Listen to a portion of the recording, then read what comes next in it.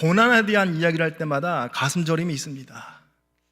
믿는 자들이 형통해야 할 텐데 믿는 자들이 참 고난당할 때 보면 참 할 말이 없을 때가 참 많습니다.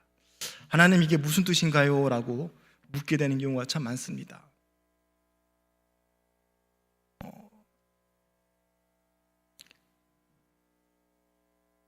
20세기의 위대한 사상가 C.S. 루이스는 고통의 문제라는 책을 쓰면서 이런 질문을 던집니다.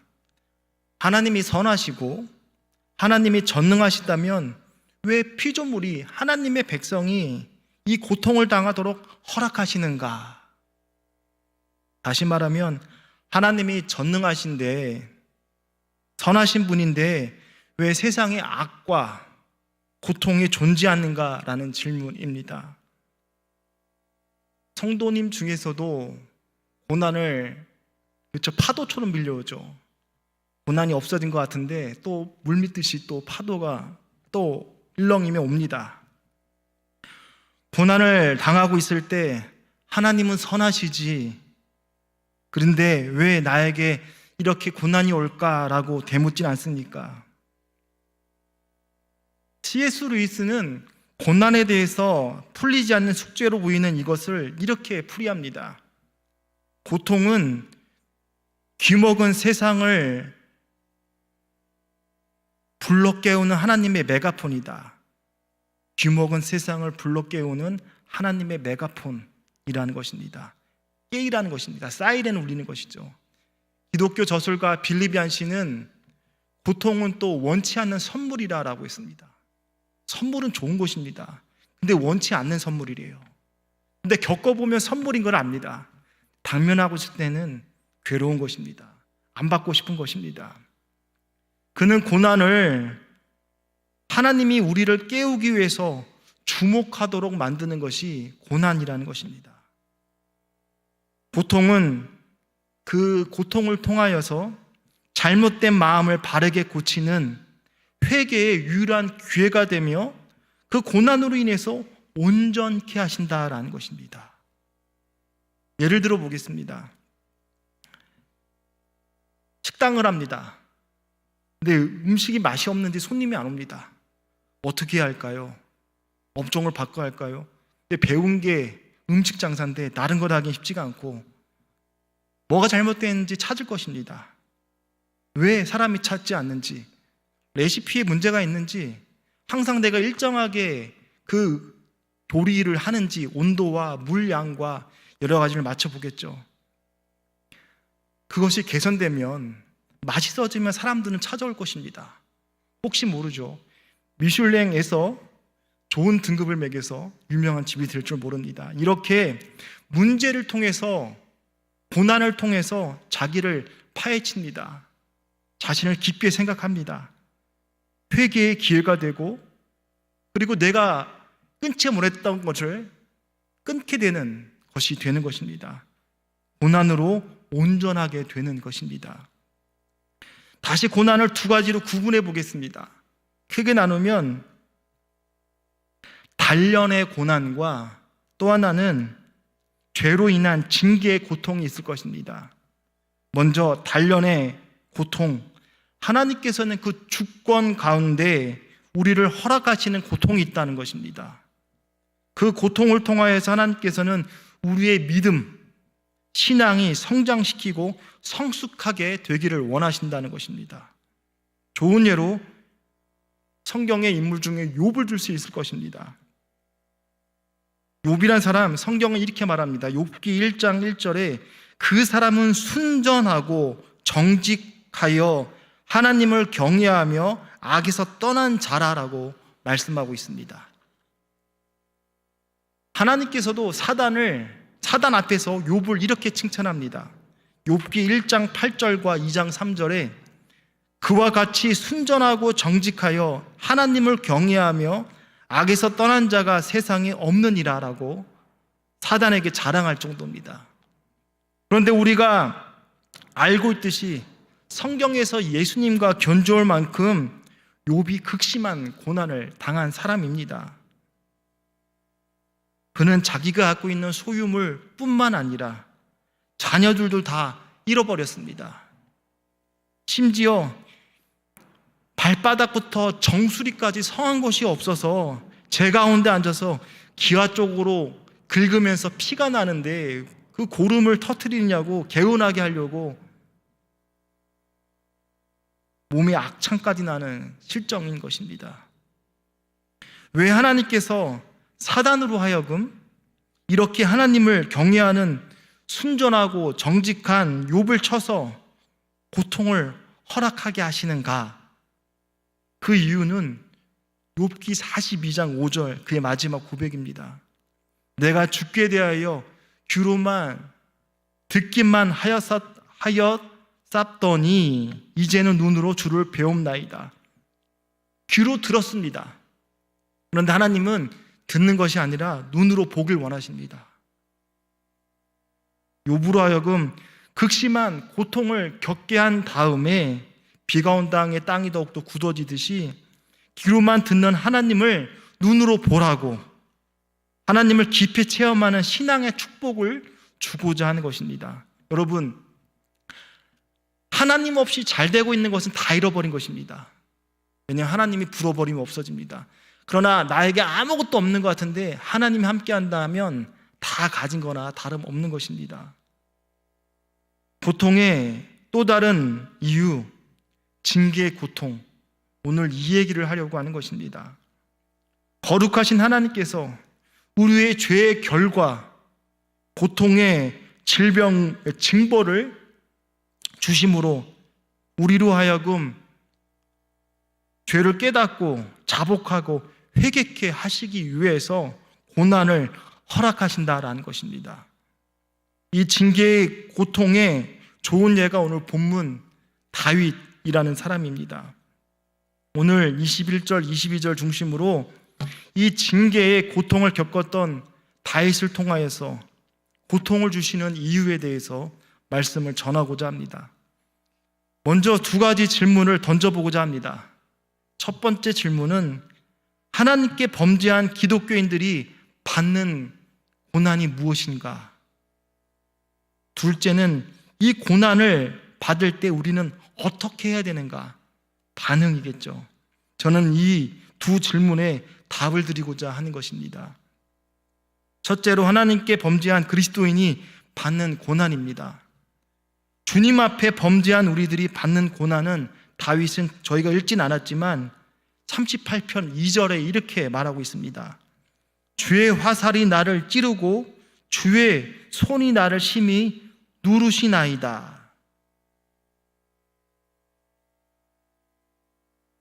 주의 손이 나를 심히 누른다라고 표현하고 있습니다. 하나님께서 우리가 하나님께 범죄한 후에도 죄를 회개치 않고 있을 때 성령의 검인 주의 말씀으로 우리의 양심을 찌를 뿐만 아니라 주님의 손으로 우리를 누른다라고 다윗은 고백하고 있습니다. 누른다는 표현이 4절에 또 나옵니다.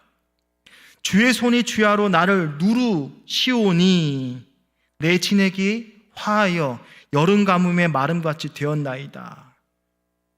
여기서 주의 손이 우리를 주야로 누른다는 말씀이 구체적으로 무엇인지 모릅니다. 그가 어떠한 잘못을 했는지 어떠한 배경에서 이런 말씀이 나온지는 소개되고 있지는 않습니다. 그러나 한 가지 분명한 것은 하나님께서는 우리에게 고난을 통해서라도 우리로 하여금 우리의 죄를 고백하게 하신다는 사실입니다. 2절에 보면 주의 화살이 나를 찌르고 주의 손이 나를 심히 누르시나이다. 심히 누름으로 말미암아 세 가지 고통을 겪게 되는데 그 첫 번째 육신의 고통이 오는 것이 있습니다. 그것이 첫 번째가 육신의 고통이라는 것입니다. 3절입니다. 38편 3절 주의 진노로 인하여서 내 살이 성한 것이 없사오니 나의 죄로 인하여 내 뼈에 평안이 없나이다. 7절에도 말합니다. 내 허리에 열기가 가득하고 내 살이 성한 것이 없나이다. 다윗이 2절에 심히 나를 누르기에 3절과 7절에서 이렇게 말합니다. 내 살이 성한 것이 없다라고 말합니다. 2번이나 반복해서 고백합니다. 다시 말하면 다윗의 건강을 잃게 된 것이죠. 10절에 보면 기력이 쇠하였을 뿐만 아니라 심한 괴로움과 어려움을 당하여 눈까지 어두워졌다라고 10절에 말하고 있습니다. 기력이 쇠하였고 심한 괴로움과 어려움을 당하여 눈까지 어려울 줄 정도로 내 살에 성한 것이 없다라고 육체의 고난을 당하고 있습니다. 여기서 우리는 깊이 깨달을 것이 있습니다. 우리가 건강하다가 건강을 잃으면 건강을 통해서라도 하나님은 자신의 죄를 깨닫고 돌아오길 원하신다는 것입니다. C.S. 루이스가 고통은 귀먹은 세상을 불러 깨우는 하나님의 메가폰이다 라고 말했지만, 이는 육신의 고통을 통해서라도 영적으로 깨어서 하나님 말씀으로 회개하고 돌아오라는 것이죠. 요한복음 15장 14절의 말씀에서도 주님께서는 예루살렘에 있는 베데스다 연못에서 38년 된 병자를 고치셨습니다. 그리고 그를 만납니다. 그것이 14절입니다. 요한복음 5장 14절. 그 후에 예수께서 성전에서 그 사람을 만나 이르시되 보라, 내가 나았으니 더 심한 것이 생기지 않게 다시는 죄를 범하지 말라 하시니. 여러분은 이 말씀이 어떻게 들리십니까? 하나님께서는 저와 여러분이 육신의 질병을 통해서라도 우리의 죄를 자복하고 회개하기를 원하시며, 또 우리가 질병에서 고침을 받더라도 아직도 똑같은 죄를 계속 범하고 있다면 빨리 돌아서라, 유턴해라 라는 말을 하고 있는 것입니다. 히브리서 12장 8절에 분명 말합니다. 징계는 다 받는 것이거늘 너희에게 없으면 사생자요 친아들이 아니니라. 하나님께서는 돌아오지 않고 있는데 형통하다라는 것, 하나님 없이 잘 되고 있다라는 것 깊이 생각해야 됩니다. 하나님이 내버려 둔다는 것은 무서운 것입니다. 그것은 사생자 또는 친아들이 아니기 때문에 그러합니다. 예수님의 보혈로 중생을 경험했다면, 내 마음에 청소되어 있다면 그 방의 먼지는 상당히 커 보입니다. 그런데 내 방인데 청소되어 있지 않고 있다면 둘 중에 하나입니다. 주인은 그 방에 애착이 없습니다. 매매하든지 아니면 부셔서 다시 지을 것입니다. 오늘 2절에 주의 손이 나를 심히 누르시나이다. 이 누름으로 겪는 고통이 첫 번째 육신의 고통이었고, 두 번째는 마음의 고통이 있습니다. 4절입니다. 내 죄악이 내 머리에 넘쳐서 무거운 짐 같으니, 무거운 짐 같다라고 마음의 고통을 말합니다. 3절도 말합니다. 나의 죄로 말미암아 내 뼈에 평안함이 없나이다. 마음의 고통입니다. 8절도 말합니다. 마음이 불안하여 신음하나이다. 마음이 불안하여서 신음까지 할 정도입니다. 그 결과 5절에 내 상처가 썩어 악취가 나오니 내가 우매한 까닭이로소이다. 자책합니다. 마음의 고통이죠. 육신의 상처뿐만 아니라 마음의 상처를 받고 있는 것입니다. 38편 6절에도 종일토록 슬픔 중에 다니나이다. 슬픔 중에 다닐 수밖에 없다라는 것입니다. 그렇게 고백합니다. 이 얼마나 고통스러운 죄의 결과입니까? 진정한 기독교인이라면 죄를 짓고 나서 그 죄로 인하여서 마음이 불안을 느끼는 것입니다. 그러나 불신자는 화인 맞은 양심이라 원래 더럽기 때문에 자각이 없습니다.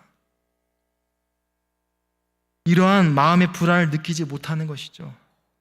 죄를 죄로 여기지 않기 때문에 그 죄로 인하여서 마음을 아파할 필요가 없습니다. 코로나 시대가 되어서 예배 드리는 것이 온라인으로 유튜브로 보면 되는구나 라고 생각하면서 예배당 오지 않는 것을 합리화시킵니다. 세속화되는 신앙의 속에 살아갑니다. 그러나 판단은 하나님이 하십니다. 그 판단을 뭘로 하시냐면 열매를 볼 것입니다. 내가 준 젊음으로, 힘으로, 재능으로 무엇을 했느냐라고 분명 물을 때가 올 것입니다.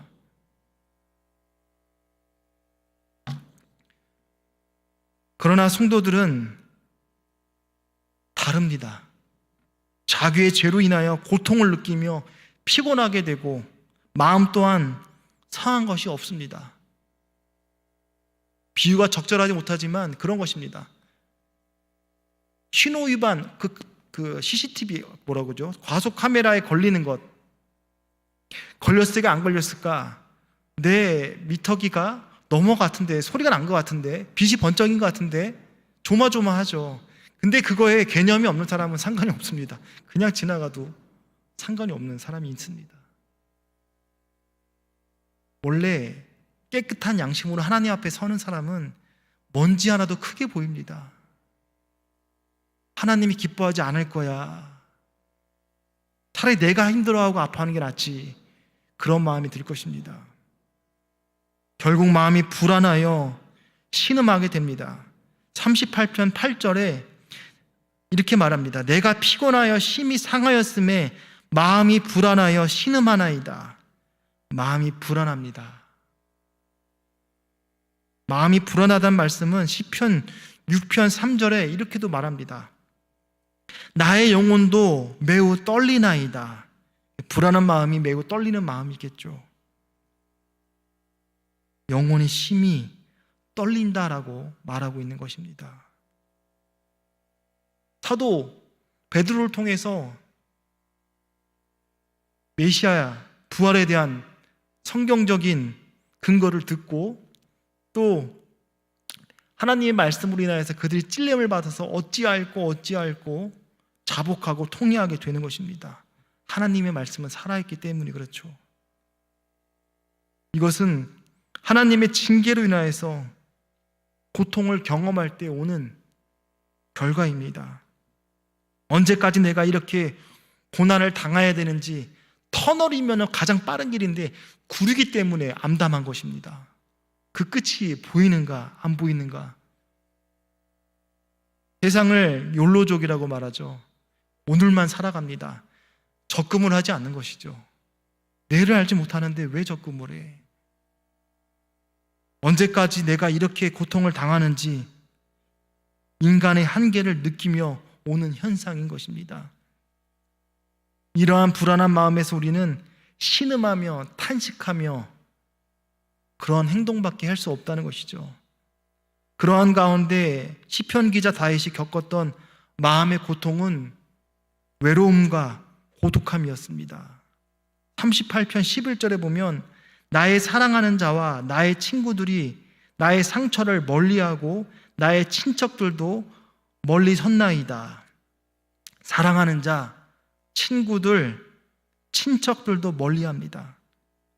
하나님 앞에서의 죄악으로 육신의 고통, 상처, 슬픔, 마음의 불안, 마음의 짓눌림도 괴로운데 사람들까지 외면하고 멀리합니다. 우리는 외로움이 더욱더 느끼는 다윗을 생각하게 되는 것입니다. 여기서 욥 또한 생각하게 됩니다. 그의 육신의 고통도 우리가 상상할 수 없을 정도일 것입니다. 괴롭고 고통스러웠을 텐데 더 나아가 욥의 아내가 이런 말을 합니다. 2장 9절에 당신이 그래도 자기의 순전을 굳게 지키느니요 하나님을 욕하고 죽으라. 당신이 순전하고 그렇게 굳게 지키느냐, 자식이 다 죽게 되고 재물 다 잃어버리고 당신 몸을 생각해봐라. 하나님 살아계시느냐? 하나님이 너를 던진 것 같아. 사랑하지 않는 것 같아. 그냥 하나님 욕하고 죽으라고 말합니다. 욥의 아내의 감정과 눈빛이 느껴지는 것 같습니다. 그러면서 욥은 얼마나 고독했을까 생각합니다.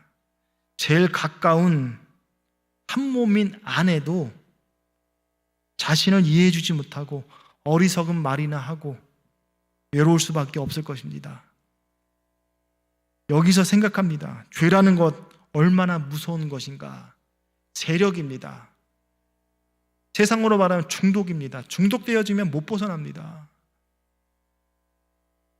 그러나 그리스도의 보혈이면 가능한 것이긴 합니다.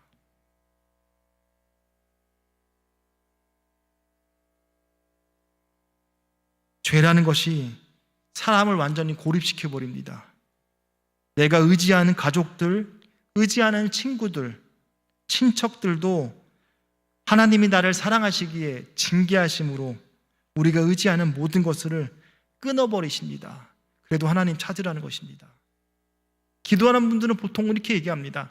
하나님이 치실 때 세 가지를 치는데 먼저 재물을 친다, 두 번째 건강을 친다, 세 번째 정신을 친다라고 말하기도 합니다. 이거는 성경적이진 않습니다. 모릅니다. 기도하는 사람들의 보통적인 이야기입니다. 하나님은 몸을 쳐서라 재물을 뺏어서라도 깨닫길 원하십니다. 그렇게 하나님께서는 우리가 돌아오길 원하시는 그 마음인 것입니다. 38편 2절에 주의 손이 나를 심히 누르나이다. 이 누름으로 말미암아 두 가지를 말했습니다. 육신의 고통, 마음의 고통. 세 번째 고통이 있습니다. 그것은 영혼의 고통입니다.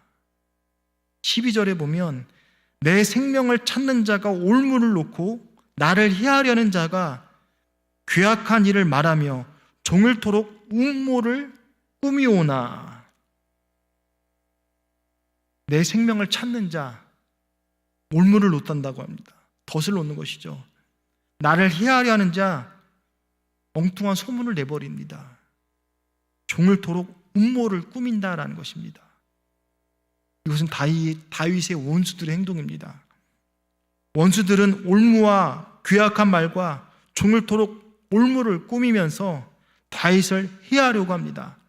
다시 말하면 다윗의 원수들은 다윗을 해하려고 음모를 꾸밀 뿐만 아니라 어떻게 해서는 속여서라도 그를 멸망시키려 하는 것을 느끼게 되는 것입니다.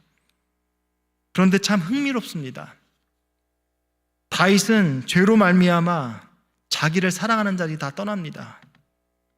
친구들, 친척들, 가족들이 다 떠납니다. 그 와중에 다윗의 원수들은 다윗에게 가까이 와서 그의 생명을 해하려고 가까이 오는 것입니다. 여기에 집중합니다. 이는 영적인 전쟁입니다. 우리의 원수 마귀 사단은 우리로 하여금 죄를 범하게 하려고 애쓸 뿐만 아니라 우리로 하여금 죄를 범하게 한 후에 끊임없이 공격하고 정죄합니다. 한 번이 어렵습니다. 주일 성수 한 번 빠지는 것이 그렇게 괴롭습니다. 두 번, 세 번 빠지면 무덤덤해지는 것입니다. 그래서 사단은 하나님의 공의를 붙잡고 인간을 정죄합니다. 하나님 앞에 못 서게 하는 것입니다. 회개하지 못하게 하며 내가 어떻게 하나님 앞에 서겠느냐. 하나님을 등 돌리게 합니다. 손으로 태양을 가리게 하고 손으로 내 눈을 가려서 태양을 안 보려고 하는 것입니다. 주님을 배반하고 배도하여 믿음에서 떨어져 영원한 멸망에 가도록 나와 함께 가자는 것입니다. 스올, 하데스, 지옥, 음부는 사람을 위해 만든 곳이 아닙니다. 타락한 천사가 갈 곳입니다. 그러나 혼자 가지 않습니다. 하나님이 가장 사랑하는 하나님의 형상과 모양을 닮은 인간을 하나님과 떨어지게 해서 하나님의 공의의 가운데 그를 함께 가려고 애쓰고 있는 것입니다.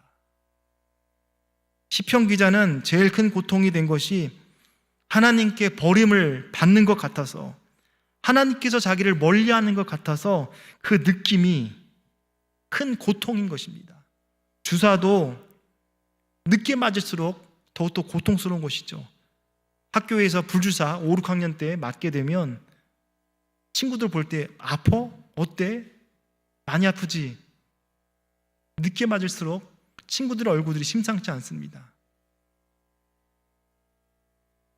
하나님이 나를 버린 것 같아서 느껴지지 않은 그 느낌이 고통스러운 것입니다. 그래서 오늘 본문 21절에 여호와여 나를 버리지 마소서, 하나님이여 나를 멀리하지 마소서. 다윗은 자신의 죄로 인하여서 하나님께서 자신을 멀리할까 봐, 자신을 버리실까 봐 두려워하고 있는 것입니다. 물론 다윗의 느낌입니다. 제가 예배를 시작할 때 로마서 8장 38절과 39절 말씀으로 예배를 시작하면서 이렇게 말씀드렸습니다. 내가 확신하노니 사망, 생명, 천사들, 권세자들, 현재일, 장래일, 능력, 높음, 깊음, 다른 어떤 피조물이라도 예수 그리스도 안에 있는, 예수님 안에 있는 우리를 하나님의 사랑에서 끊을 수 없다라고 했습니다. 죄를 범하면 잘못한 게 있기 때문에 하나님 앞에 서기 싫어한 것입니다. 그러나 탕자의 비유처럼 누가복음 15장에 탕자가 자기는 아버지, 그러니까 아들됨으로 나아가는 것입니다. 그렇죠. 물론 자기는 죄의 종으로 나아가는 것입니다. 죄의 종 하나라도 하나님 앞에, 아니 아버지께 쓰임받길 원하는 마음이지만 아버지는 그를 종으로 대하지 않습니다. 아들로 똑같이 대하는 것입니다. 다윗의 느낌이지 결코 사실이 아닙니다. 하나님께서는 다윗을 떠나지 않으셨고 그를 버리지 아니하였고 멀리하지 않았습니다. 하나님께서 대답하실 땐 세 가지나 go, stop, wait. 하라, yes라는 것이죠. no, 아니야. wait, 기다려봐. 하나님의 응답은 세 가지입니다. 근데 이 기다리라는 것이 고통스러울 때가 있습니다. 합격자 발표를 기다린 것과 같은 마음이겠죠. 하나님께서는 다윗에게 가까이 오셔서 자기 손으로 다윗을 심히 누르십니다. 화살로 그를 찌릅니다. 하나님께서는 다윗에게 가까이 계셔서 그 죄를 자복하고 회개하길 원하시는 것입니다. 둘째, 큰 두 번째입니다. 그러면 우리가 고난을 받을 때 어떻게 해야 되는가? 세 가지로 교훈할 수 있습니다. 첫째로 침묵 가운데 구원자이신 하나님을 바라보라라는 것입니다. 15절입니다. 여호와여 내가 주를 바랐사오니 내 주 하나님이 내게 응답하시리이다. 하나님만 바라봅니다. 침묵하며 하나님 바라봅니다. 그리고 하나님이 응답하실 것을 확신합니다. 12절의 말씀처럼 다윗의 생명을 찾는 자가 올무를 놓고 있고 다윗을 해하려고 괴악한 일을 말하고 종일토록 음모를 꾸밀 때 다윗은 13절에 나는 못 듣는 자 같이 듣지 아니하고 말 못하는 자와 같이 입을 열지 아니하오니, 안 듣겠다는 것입니다. 안 보겠다는 것입니다. 기머거리와 벙어리가 되어서 원수들이 간교하고 다윗을 해하려는 음모를 꾸미고 그를 멸망시키려고 권모술수를 써가며 해하려고 하는 상황에서 14절의 표현처럼 나는 듣지 않은 자, 듣지 못하는 자 같아서 내 입에는 반박할 말이 없나이다. 내가 내 입을 열어서 내 변호를 하지 않겠다는 것입니다. 자기를 보호하려고 하지 않겠다라는 것이죠. 오히려 다윗은 귀도 막고 입도 막고 침묵 가운데 주님만 바라보겠다라고 말씀합니다. 여기에 우리의 교훈합니다. 우리도 다윗처럼 귀 좀 막아야 할 때는 듣지 아니할 말들을 듣지 말아야 됩니다. 사람은요, 생각하면 생각이 커집니다. 눈덩이처럼 커집니다. 그래서 생각은 하는 것이냐 나는 것이냐, 제가 볼 때는 이거는 지금도 논란이 있습니다. 생각은 하는 것이냐 나는 것이냐. 생각은 난다라고 저도 생각합니다. 나쁜 생각 안 하고 싶은데 나쁜 생각이 납니다. 좋은 생각 해야지 하는지 잘 안 됩니다. 생각은 하기보다 난다라고 생각합니다. 다윗은 12절에서 자신을 둘러싸고 있는 원수들이 괴팍한 말을 하며 다윗을 멸망시키려고 그런 상황 가운데 기 먹는 자 같이 그 말들을 듣지 않겠다라는 것입니다. 여기에 집중합니다. 우리를 미워하고 싫어하며 대적하는 자들의 말을 다 들으면서 어떻게 살 수 있겠습니까? 심장이 터져버릴 것입니다. 우리는 귀를 막아야 할 때 귀를 막을 필요가 있습니다. 그래서 커피는 외국에 마셔야 맛있습니다. 왜냐하면 커피의 향에 집중하고 그 첫맛과 중간맛과 끝맛을 음미할 수 있습니다. 그러나 한국에서 마시면 내기 같고 또 그 소리가 자꾸 집중해서 커피 맛을 잘 못 느낀다라는 의미를 말하고 싶은 것입니다. 우리는 세상의 음성에 대해서 귀를 막고 주님의 음성에 대해서 귀를 들어야 됩니다. 우리 또한 다윗처럼 벙어리같이 입을 다물 필요가 있다라고 생각합니다. 우린 침묵할 때 침묵할 필요가 있습니다. 다윗처럼 귀 먹은 자 같이 귀도 막고 벙어리같이 입을 열지 않고 침묵 가운데 주님께 나아가 간구해야 한다는 것입니다. 특히 주님께 간구함으로 나아갈 때 우리는 다윗처럼 기도의 확신을 가지고 나가야 된다는 것입니다.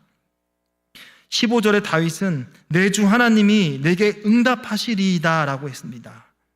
확신을 가지고 있습니다. 전에도 말씀드린 바 있지만 요미우리 자이언츠, 일본의 명문 야구팀이 있습니다. 거기서 선수를 선발할 때 조건이 거는 게 있습니다. MVP, 우승한 경험이 있느냐, 개인이 상 받아본 적이 있느냐라는 것입니다. 고기도 먹어본 자가 먹습니다. 우승도 우승해본 사람이 우승합니다. 그것처럼 하나님의 응답을 받고 체험한 사람은 더욱더 주님을 찾고 의지하는 것입니다. 오직 하나님만 바라보면서 기도의 응답을 확신을 가지고 다윗처럼 침묵 가운데 하나님만 바라봐야 됩니다. 우리가 고난받을 때 어떻게 해야 되는가? 첫 번째 주님 바라보고, 두 번째 우리의 죄악을 주님께 고백해야 한다는 것입니다. 18절에 내 죄악을 고하고 내 죄를 슬퍼함이니이다. 내 죄악을 고백하고 있고 내 죄를 슬퍼하고 있습니다. 여기에 집중합니다. 분명 다윗은 원수들이 자기를 해하려는 죄악을 알고 있습니다. 그들의 죄악에 초점 맞추기보다 자기 죄악에 초점을 맞추어 하나님께 고백하고 있습니다. 이 다윗의 모습, 우리로 하여금 신앙의 자세가 어때야 하는가 생각하게 합니다. 원수들의 핍박, 역경, 괴로움, 아픔 속에서 사람들의 귀를 열고 이런저런 비방이나 비난을 들으면서 스트레스 받지 말고 아파하지 말고 입을 열어 이런저런 변명하지 말고 오직 침묵 가운데 주님 바라보는 가운데 자신의 죄를 주님께 고백하면서 나아가라는 것입니다. 원수들의 핍박, 원망, 불평을 기회로 삼지 말고 합리화하지 말고 하나님 앞에 자신을 살펴보라라는 것입니다. 자신의 죄를 고백하는 기회로 삼았던 다윗이 위대한 것입니다. 우리로 하여금 귀를 막을 때 벙어리가 되어서 하나님께 나아가 우리의 마음을 쏟아내야 한다는 것입니다. 자신의 죄까지 쏟아내는 기회로 삼아야 됩니다. 그 모습도 나에게 있는 모습일 거야. 다윗이 압살롬이 쿠데타를 일으켜서 도망갑니다. 시므이가 돌 던지면서 욕합니다.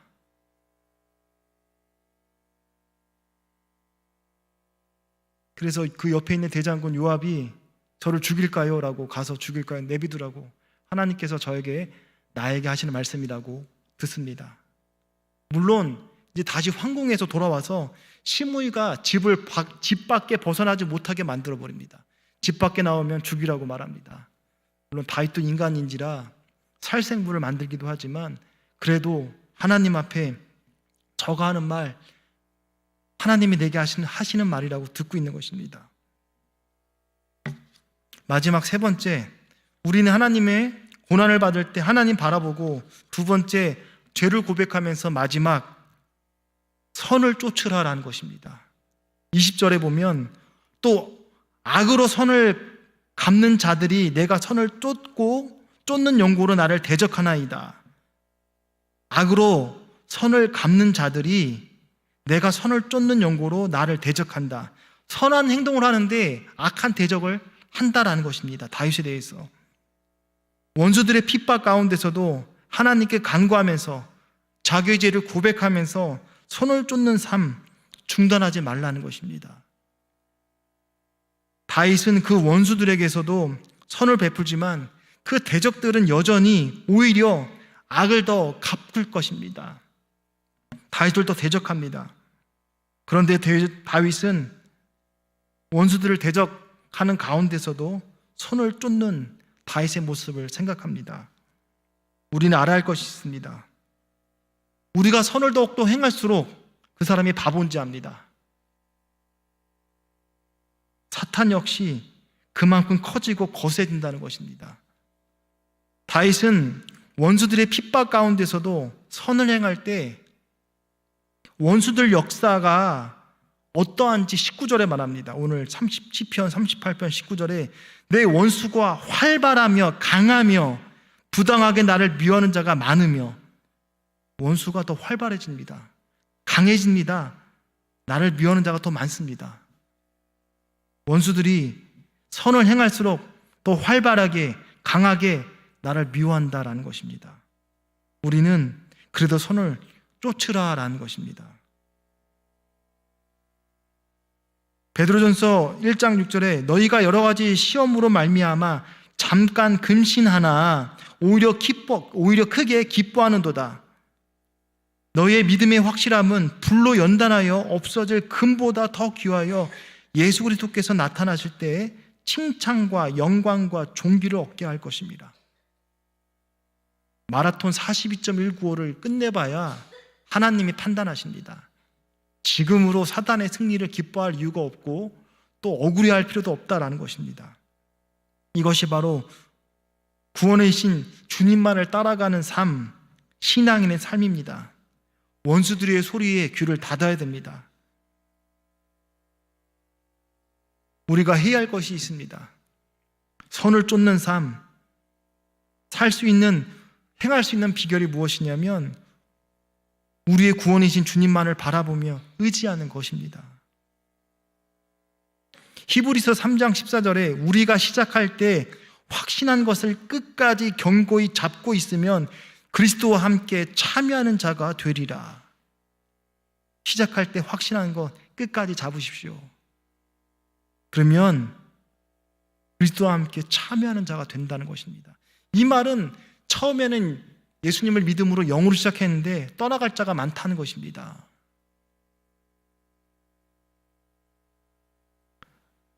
오늘 새벽에도 제가 말씀드렸지만 가을이 독서의 계절이라고 말하지만 사실 독서량이 가장 적을 때가 가을이라는 것입니다. 언론 플레이라는 것이죠. 독려하기 위한 것입니다. 시작할 때 확신한 것 끝까지 잡고 있으면 하나님과 함께 참여하는 자가 되는데 그렇지 않은 자가 많다라는 것을 말씀하고 있는 것입니다. 다윗은 선을 쫓는 가운데 그의 원수들을 대적으로 말미암아 하나님께 간구하는 것이 21절 22절의 말씀입니다. 여호와여 나를 버리지 마소서, 나의 하나님이여 나를 멀리하지 마소서, 속히 나를 도우소서, 주 나의 구원이시여. 말씀을 맺고자 합니다. 우리에게 제일 큰 고통은 하나님이 멀리 계시는 것 같아서 하나님의 사랑이 느껴지지 않을 때 고통스럽습니다. 초신앙 때에는 기도하고 생각하는 것이 다 이루어지는 것 같은데 근데 신앙의 연수가 깊어지면 왜 응답이 없는 것 같고 하나님이 날 사랑하지 않는 것처럼 느껴집니다. 광야 생활할 때 만나 메추라기가 열렸습니다. 근데 광야에서 그 가나안 땅에 들어가서 농사를 수확물이 나올 때부터 만나 메추라기가 안 열립니다. 왜냐하면 훈련받았습니다. 성장한 신앙인이 되었습니다. 처음에는 하나님이 홍해바다를 갈라줬지만 요단강을 두 번째 건널 때에는 법궤를 맨 제지장들이 요단강물을 먼저 밟았습니다. 훈련되어진 것입니다. 나의 삶 가운데 하나님의 숨결이 느껴지지 않습니까? 여러분에게 하나님이 함께 하시는 능력과 체험이 있다면 하나님이 함께하고 계십니다. 하나님은 말씀하시는데 우리의 귀가 둔하여서 듣지 못하고 있는 것입니다. 우리는 하나님께 버림받았다는 느낌이 가장 무서운 것입니다. 그러나 십자가에 못 박혀 죽으신 예수님을 잠잠히 바라봐야 됩니다. 그 예수님께서 버림받으심으로 죄사함을 받았습니다. 우리는 하나님이 주시는 징계의 고통으로 우리의 죄를 짊어지신 그 예수님을 바라보면서 우리의 죄를 회복해야 됩니다. 어려운 거 압니다. 항상 말보다 주먹이 빠르다는 남자들의 표현처럼 번민하게 됩니다.